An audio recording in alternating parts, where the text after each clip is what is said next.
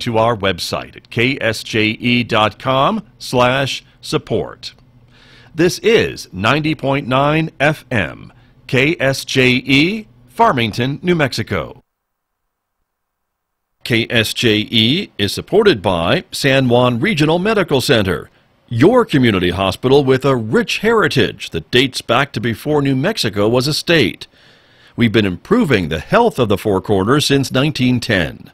As a nonprofit hospital, San Juan Regional Medical Center is a values-driven organization. We strive to deliver on our mission to personalize health care and create vitality and enthusiasm in healing.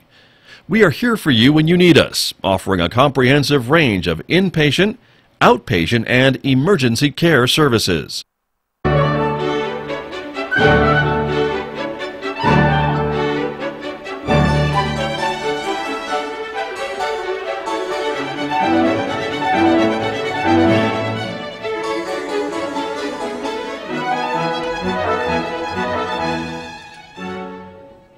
.835 on KSJE. You're listening to the Scott Michlin Morning Program. Taking a look outside, our weather forecast, in a word, it is sunny and dry. That's actually two words. It's sunny and dry this week, but let's take a look at what the forecast looks like. 87 for a high today in Farmington with mostly sunny skies, 53 for a low, 89 tomorrow, 90 on Thursday, and 87 degrees and mostly sunny skies on Friday. That's just a little bit of the forecast there, sunny and dry for the entire week. I'm Scott Michlin. My guest on the radio this morning, Dr. Kim Mizell, is here from the Bloomfield School District. Dr. Mizell, again, good morning. Good morning. Thank you for being here. Thank you for helping us in our new studio. This is your video debut here with me. Right. This is nice. Thank you. It's a neat environment, and I think it's cool that you can have more than one person that you're interviewing. Yes, you can bring some of your folks with you next time if you'd like to. I might just do that. And have them experience the whole thing, whatever, however we describe it here. But it's good to have you here this morning. And I wanted to ask you a bit about school grades, of course, and testing results and things like that, which I know is a big part of your world these days. Right. We received the park results probably 3 weeks ago, and Bloomfield, we're happy to say, had significant increases. We had our early childhood center go from a B to an A. Central primary went from a D to a C. Mm-hmm. And then Nabani stayed the same, which is the next elementary. Blanco went from a D to a B. And Charlie Y. Brown went from an F to a C. And then our high school stayed a C, but they're only 1 point away from a B. Okay. And C plus then. Yeah, pretty much a C plus. And then Nabaani is a D plus. Okay. Let's go with that. Because they're not even a point away from a C. I see. And what we're looking at is the overall scores. And the overall scores are significant increases, like almost 10 points. So the schools are doing very well. We are very hopeful with our school grade, our district grade, to go up. And I know how hard the teachers and the principals and everyone work to accomplish that. And you know, a lot of this is up to the students, so they're able to demonstrate their knowledge and what they've learned. So that's a good thing. Right. Well, congratulations. I know, and I imagine it's the results of lots of hard work on the part of you and your staff and your teachers and your students. Right. And when I came to Bloomfield, I started the turnaround work. This is my fourth year, starting on my fourth year, and we're starting to see and get traction with the work that we've started back then with the alignment of the curriculum to measure park assessments information. So we're streamlining it much better, and we're targeting in on key concepts that are weighted specifically different in the park. And so we are teaching the standards, but we're just a little more scientific about it. Right. So. But that may be difficult for some folks to be able to wait to get the traction, to give it the time. Right. In our instant society, we want instant results, and sometimes that does take a while. I know. In that conversation, with the school board, I said, you have to allow me 3 to 5 years to do this work. It doesn't happen in a isolation or in a bubble, and it's proof that it does take 3 years to do this type of work, just with a district as large as Bloomfield, and get everyone on board with data analysis and driving instruction at a quarterly basis with individual children and their what they didn't get and what they did get, and then reteaching what they didn't get in a different way. Mm-hmm. And so that's the system that we have in place, and right now we're seeing some positive results, so we're excited about that. And for me, it's just basically makes me feel good that my vision and what I had imagined could happen has happened. So it's very rewarding. There you go. Well, congratulations again, and at the same time, though, some of the goalposts have been moved. I think, as you've been talking about some of these things in the last 4 years or so, right? Yes. Because the state has changed a few of the reporting things. Right. We've gone to the parks test system and things like that. So that is also part of, I guess, staying abreast of what's going on, right? Right. And, we have conversation with the Secretary of Education about twice a month. And I was stating that, we have a moving target that we're trying to reach every year because the proficiency rates are going up. And so... which is a good thing. It's a good thing because it's pushing us to try to strive to get there. However, we do need some tools and transparency from the State Department, because if you have an A right now, what do you have to do to maintain that A? Because what I'm seeing with a lot of flagship districts that they really did well last year, their overall scores are going down and they're having a hard time sustaining those grades. And it's because the moving target. Right. And right. so the state stated that they were going to try to become more transparent and give us some information along those lines, because they have the statisticians that know how to do that. I don't personally know how to do that. So hopefully they'll be getting us that information. Okay. That brings me to another topic I want to ask you about, and that is the recent ruling in, I believe it was a state court, about education funding in New Mexico, and the directive from the judge to the legislature, I guess, to come up with some type of funding formula or proposal at the next legislative session that would increase funding to school districts. And on the surface, it sounds positive. The devil's in the details, as they say. Right. I know that the Secretary of Education and the governor are going to appeal, so they're going to try to challenge ruling. it. Gotcha. Mm-hmm. Mm-hmm.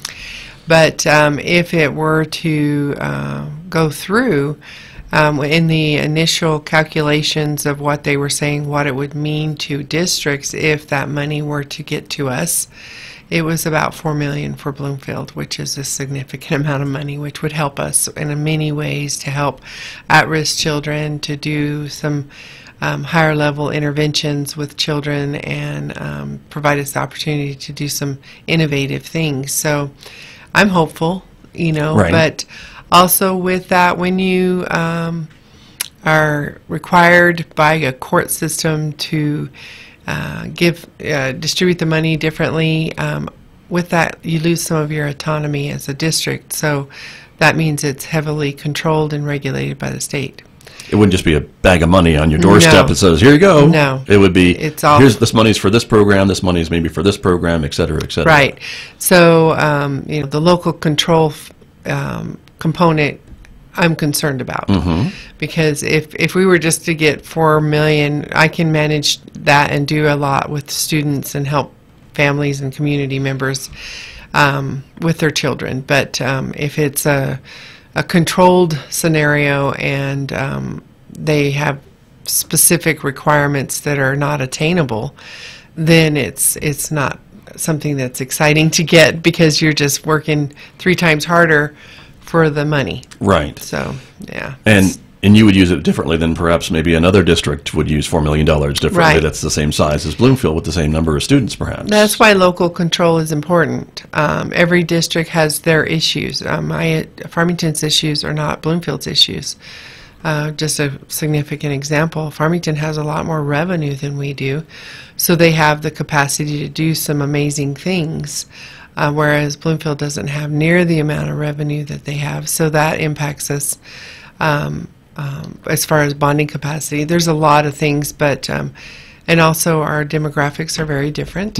Economically, we have 85% free. Well, we have free lunch and breakfast in Bloomfield. Throughout your school district, right? Right. Yes. So different scenarios for every district, and so and that affects how you teach those students, I suppose, or how your teachers teach those students, right? Right. I mean, you know, you have to have culturally relevant instruction and be aware of our demographics and help the children move forward with their learning. And you know, there's the discrepancy in the gaps in grade level are significant, so it requires a skilled teacher, a skilled principal to manage that in their schools. And I know that Farmington has some of those same things, but I don't think it's as significant as what we're dealing with. So for us to have the increase in grades with the at-risk population that we have is quite a feat. Right. And so and I think it's very important that that local control is maintained, and that autonomy as far as making the decisions that are right for your community and your students is important. And it seems to me that a lot of things these days are really almost at the individual student level. Certainly all the kids are in the same class and they're all learning from the one teacher or a teacher assistant or whatever, but if one student's having a little bit of harder time getting these concepts and understanding them in order to move on, there's some one-on-one intervention that seems to be happening a lot more these days than maybe when I was in school. You know, I think that they did it a long time ago because they used to have the one-room schoolhouse. Okay, so you had a... Well, I'm not that old. I know, me neither, but I'm just saying. I hear what you're saying. The strategies, you know, are kind of the same. Okay. I mean, you have children that may be in 6th grade that are reading on a 2nd grade level. And then you have the kids in 6th grade that are reading at the 12th grade level. So you have that range always in every classroom. The thing that's happening to teachers right now is the technology component makes it where we are tracking and monitoring a lot more closely what individual children are doing. And then we meet as a group on grade level and we look at our data, which is standards taught in a quarter, and they look at them about the 7th week. And they say, okay, this group of kids did not get this concept. What did you do as a teacher to get that across to your children? And then they share information. They go back and they reteach that skill to that group of children or that individual child. So yes, we are getting more individualized with what we're doing in the classroom through teacher action plans. And that's on a basically every 2 weeks they're looking at information. So we are doing a much better job. It gets a little more complicated when you get into the middle school and the high school because they have 150 kids a day, you know. So we're trying to refine that process at the secondary level as well. Okay, very good. Before we run out of time, I want to ask you about perfect attendance. It's back. The Yes. program is back for another year, right? Yes, we have 2 more vehicles to give away for perfect attendance for children, our students at Charlie Way Brown in Bloomfield. And last These year... are the high schools, right? Yes, at the high schools. Okay. Last year we gave 3 cars away, so the odds were very good. So last year we only had we didn't have very many students because the flu got a lot of so our stay students. healthy, everybody, right? Right, so we only had maybe 8 students, so out of those 8, 3 of them got a car. Wow. So it's crazy. Those are pretty good odds. You're right Yeah. about that. That's Yeah. true. And again, it's because of some generous local businesses or Yes. local residents that have made this Yes, possible for you? Zimes Ford Okay. matches the funds that I have to purchase a vehicle, so we always appreciate that. And then we had a car donated by Tillery Ford down in Albuquerque. We buy our buses from them, and so they were willing to donate a vehicle for us to give away. And these are used vehicles, but kids are happy to have something. Pretty nice, Yeah, right? they're nice. Yeah. They're pretty nice. So Okay. hopefully we have good, perfect attendance this year. There you are. And again, it is one of those incentives, hopefully, that just makes a kid think twice, maybe about not coming to school or leaving or what have you. I mean, school enrollments are really important for these days. And if they're not in school, they can't be learning, and we can't teach them. And with that perfect tense, my goal originally was to address the truancy issues, and it helped significantly that first year, and then it kind of dwindled off with the flu season, but we'll hit it again. We'll have the cars and the parade, and like promote it for the kids to know that there is still a vehicle, a couple of vehicles up for, that are available in May, right? Right. So there you go. Well, good luck with that. Thank you. Hopefully, again, all your students stay healthy, and you'll have a big group at the end of the school year to draw from. Is the idea, right? Right. And before we do leave, I do want to ask you if you have any enrollment numbers yet for Bloomfield schools. Yes, we are down. We're down 60 students at this point compared to last year's 40th day. Okay. So we're having a declining population, and I believe, with the oil and gas industry, a lot of them are moving down south, is what I'm hearing. Right. Although we have seen a bit of an uptick here, but certainly not as big as it has been in the southeast part of the state. And so, and you are not alone, I don't think, in San Juan County school districts. Most of them, if not all of them, are seeing a decrease in enrollments, and that's what I'm hearing, at least when the folks come and visit with me. Aztec was down, and I'll talk with Dr. Schmidt tomorrow from Farmington Schools, and I imagine he will have the same message. Yeah, and the concerning part is we started off our budget allocation this year. We were down 50 students, so now we're an additional 60. Ouch! So I see. You starts adding up That does add up quite quickly. So we're hoping that some of them, were out for the fair, or they'll be coming in, but we'll have to see. Right, exactly. And of course, maybe Labor Day, it's one of those after Labor Day things maybe settle down a little bit for you too. So, okay. Dr. Mizell, thank you for coming in. Thank you. You have a good day. Good to see you. We'll see you next month. Okay. All right, that's Dr. Kim Mizell, Superintendent of Schools with the Bloomfield School District, my guest here on KSJE. Back with more in just a moment. The time is 8:50.